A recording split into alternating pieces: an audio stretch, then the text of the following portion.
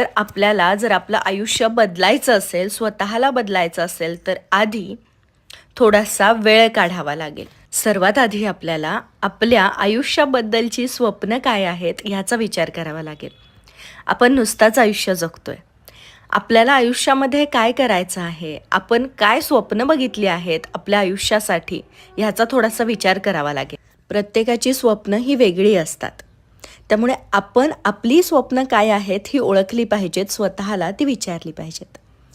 त्यानंतरची गोष्ट म्हणजे स्वतःसाठी नेमकी कोणती गोष्ट आपली करायची राहून गेली आहे, ती गोष्ट मी करायला पाहिजे होती, ती गोष्ट मी का नाही केली, काय असं झालं की ती गोष्ट करायची राहून गेली, मग ती मी आता करू शकते का का नाही. आपण कोणतीही गोष्ट कधीही आणि केव्हाही करू शकतो. कोणतीही गोष्ट करण्यासाठी वयाचं वेळेचं बंधन नसतं.